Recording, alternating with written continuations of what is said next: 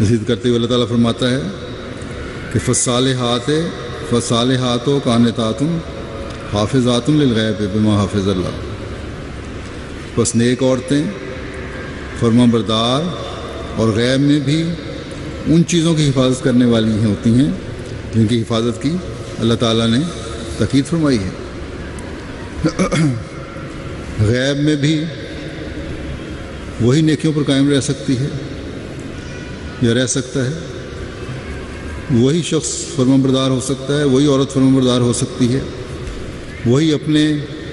اور اپنے خامدوں کے رازوں کی حفاظت کر سکتی ہے جس کو اللہ تعالیٰ پر یقین ہو، اس کا خوف ہو، اللہ تعالیٰ کی خشیت اس کے دل میں ہو۔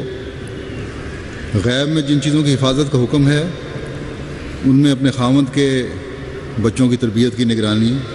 اور ان کی دیکھ بھال بھی ہے۔ یہ نہیں کہ خامد گھر سے باہر اپنے کام کے لیے نکلا تو عورت نے بھی اپنا بیگ اٹھایا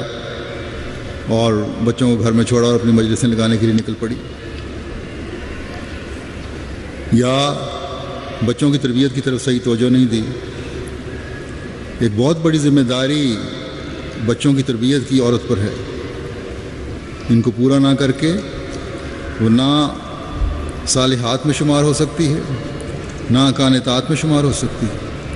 نہ اس نسل کی حفاظت کا حق ادا کر سکتی ہے جس کی حفاظت کی ذمہ داری اللہ تعالیٰ نے اس پر ڈالی۔ اور حضرت صلی اللہ علیہ وسلم نے فرمایا ہے کہ عورت اپنے گھر کی نگران ہے اور اس کے بارے میں اسے پوچھا جائے گا، اور بچوں کی حفاظت اور تربیت کی بہت بڑی ذمہ داری عورت پر ہے۔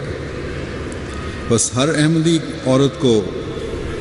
اس بات کو سامنے رکھنا چاہیے